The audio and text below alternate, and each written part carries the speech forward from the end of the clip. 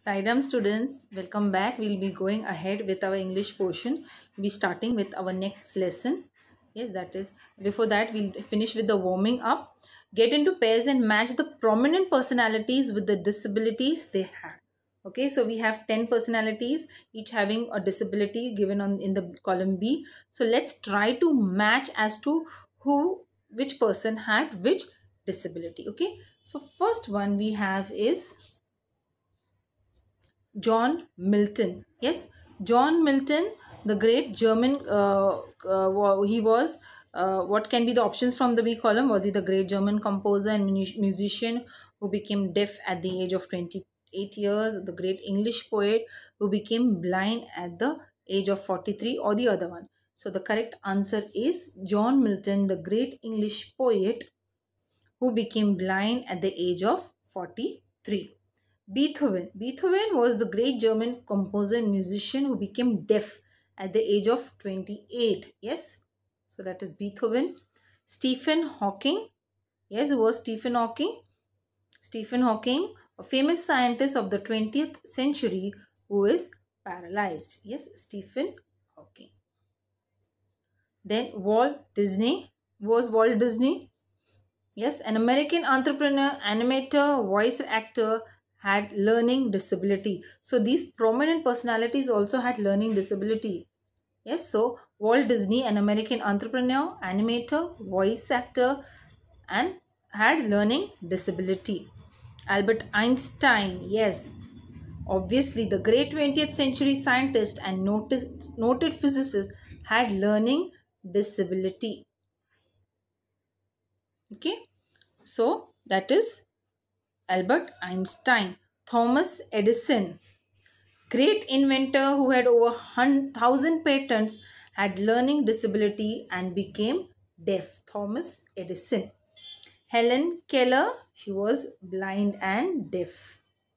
Sudha Chandran, dancer whose leg had to be amputated because of an accident. Yes, then Tanay Gray Thompson, he is a wheelchair racer. And Franklin Roosevelt had polio and was elected as president of the United States for 4 terms.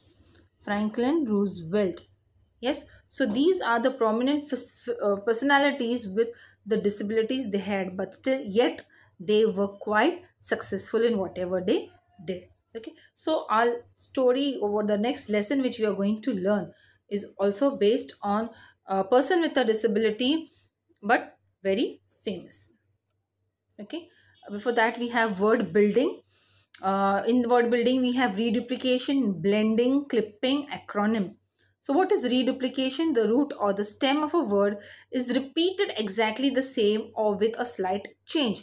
Now for example, you can see tweet tweet, pitter patter, chit chat, bang bang, riff raff. So reduplication, whether it is repeated, yes, like you say, and or exactly the same word or a little bit change is there.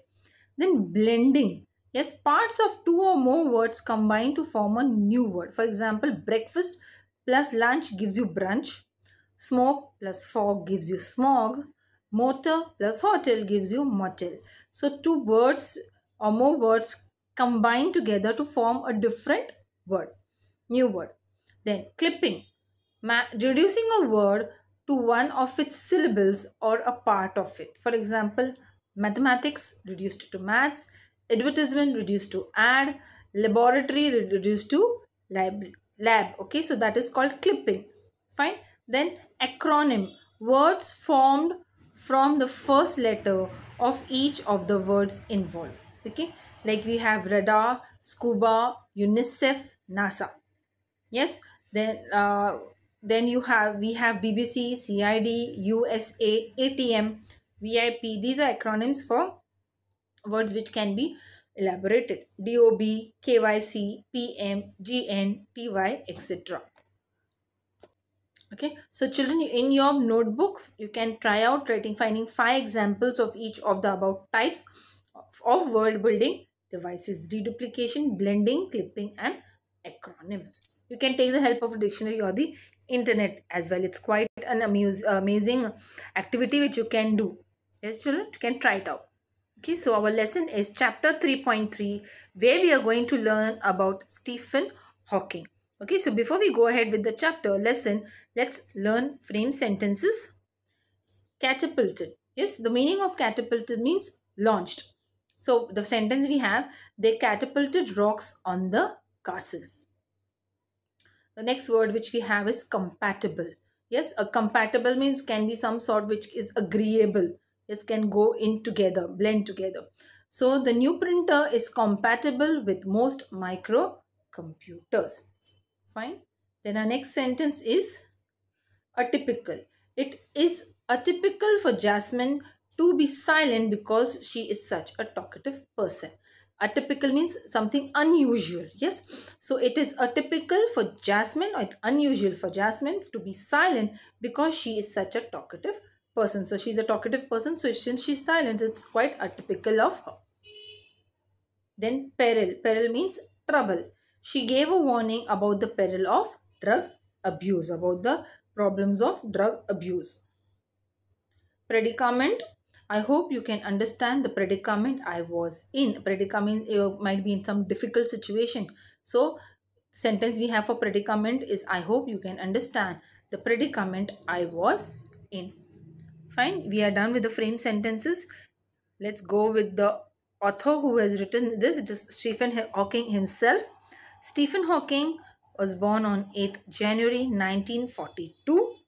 He is an English theoretical physicist, cosmologist, and author and director of research at the Center of Theoretical Cosmology within the Cambridge University. Hawking was the first to set out a theory of cosmology explained by a union of the general theory of relativity and quantum machines. Hawking is an honorary fellow of the Royal Society of Arts, that is FRSA, a lifetime member of the Pontifical Academy of Sciences, and a recipient of the Presidential Medal of Freedom, the highest civilian award in the US. The lesson gives us an insight about the great scientist, his life, and his work. Okay, so this is about Stephen Hawking, what achievements he had made in spite of his disabilities. Now we'll go ahead with the lesson. Stephen Hawking was born in January 8, 1942, is a British scientist, professor, and author who has done groundbreaking work in physics and cosmology, and whose books have helped to make science accessible to everyone. At the age of 21, while studying cosmology at the University of Cambridge, he was diagnosed with amyotrophic lateral sclerosis, ALS. Part of his life story was depicted in the 2014 film, The Theory of Everything. Over the years, Stephen Hawking has written or co-written a total of 15 books. A few of the most noteworthy include. Okay, so this is what Stephen Hawking we are talking about. He was born in 1942, British scientist, professor, and author who has done groundbreaking, means tremendous work he had done in physics and cosmology. But at the age of 21, he was diagnosed with ALS, that is amyotrophic lateral sclerosis, and part of his life is depicted in the film of 2014, The Theory of Everything. He has co-written a total of 15 books. Let's see what are these. A few of the most noteworthy include. Okay, in 1988, Hawking catapulted to international prominence with the publication of A Brief History of Time. Okay, so in the year 1988, he has written the book A Brief History of Time. A short informative book became an account of cosmology for the masses and offered an overview of space and time, the existence of God and the future. The work was an instant success, spending more than 4 years atop the London Sunday Times bestseller list. Since its publication, it has sold millions of copies worldwide and been translated into more than 40 languages. The Brief History of Time also wasn't as easy to understand as some had hoped.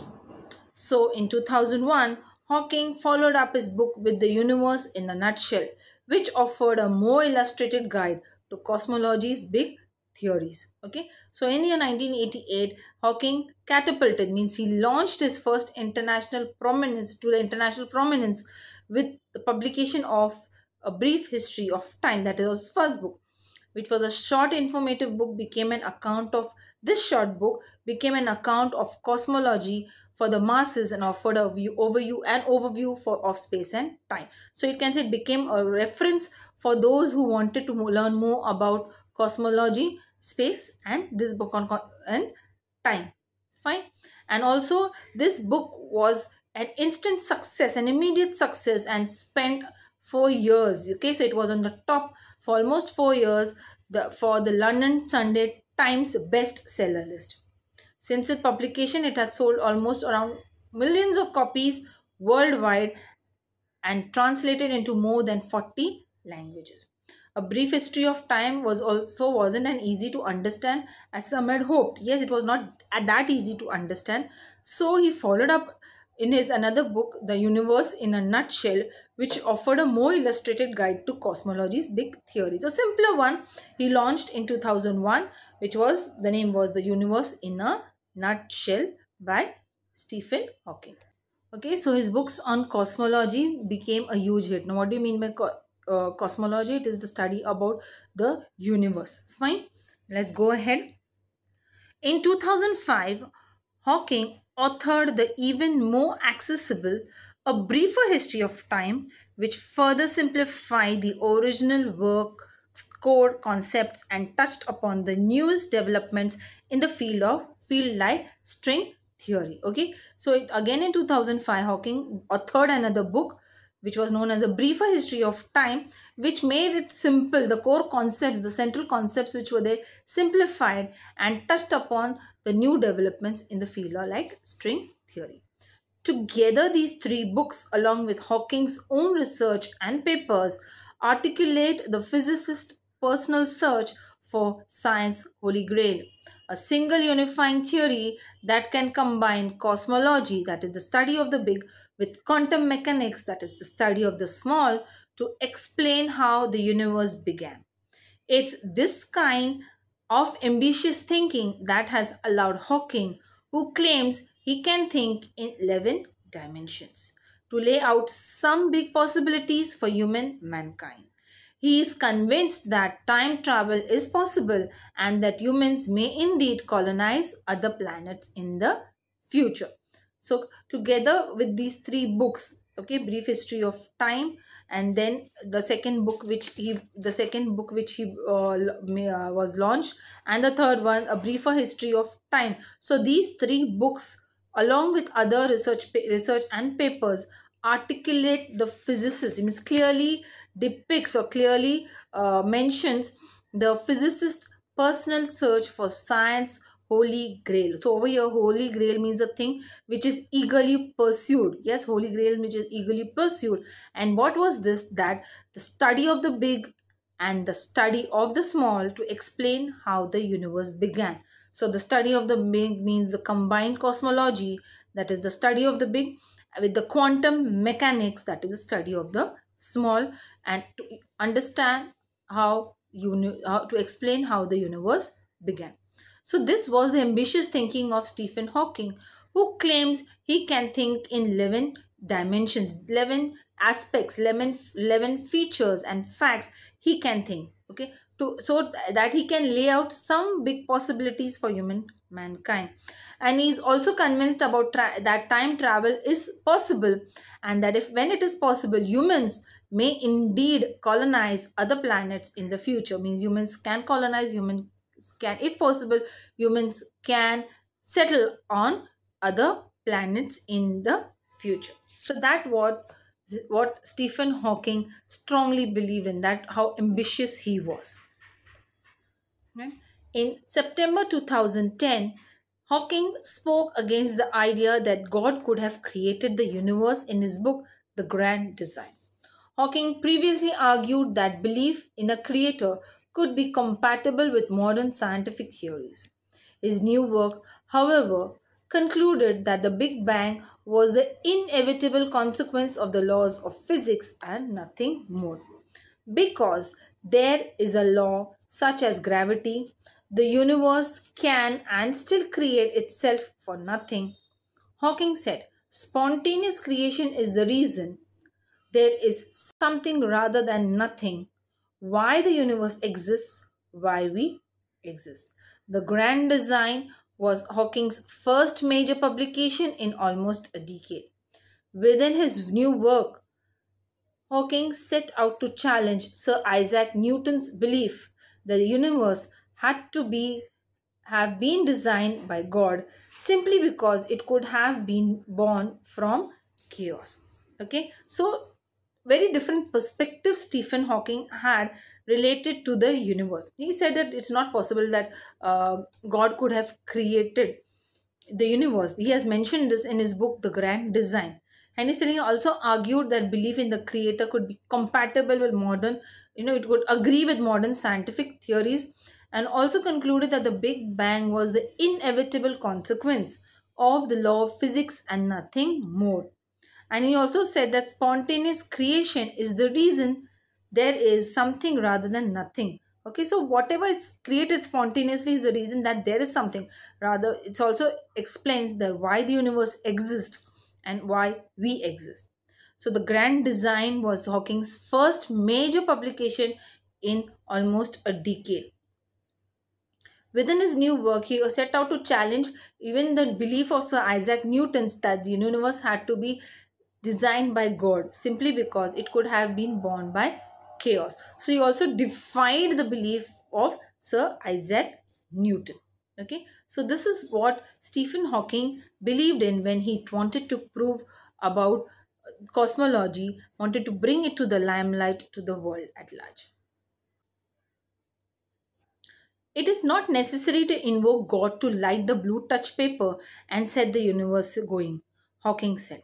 At the age of 21, Stephen Hawking was diagnosed with amyotrophic lateral sclerosis, ALS, or Lou Gehrig's disease. In a very simple sense, the nerves that controlled his muscles were shutting down. At the time, doctors gave him 2.5 years to live. Okay, so Hawkins once said that it is not necessary to invoke God to light the blue touch paper and set the universe going. Yes, so it's not necessary. So he was totally against the idea that the universe was created by the God. Okay, later on at the age of 21, he was diagnosed with ALS, and which means that the nerves that controlled his muscles, which could be moved, was shutting down, and the doctors had given him a time of, they had speculated that he could live only for 2.5 years. Yes, so he had only 2.5 years to live. So this life of Stephen Hawking, like, see, he started learning about this cosmology, but at the age of 21 was diagnosed with such a fatal, you can say, disease, or you can say where it was so fatal that it caused his death. But ultimately he did not get disheartened, demotivated. Rather than he tried to give his best in the field of physics. Fine, so we will do the lesson till here. There's a homework for you children. Shape your mind.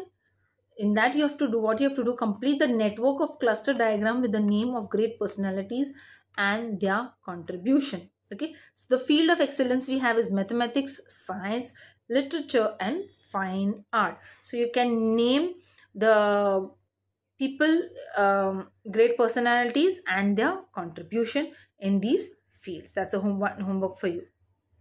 Okay, so that homework you were expected to do. So till then, Sairam will be meeting again with the second part of this lesson. Thank you children. Have a good day.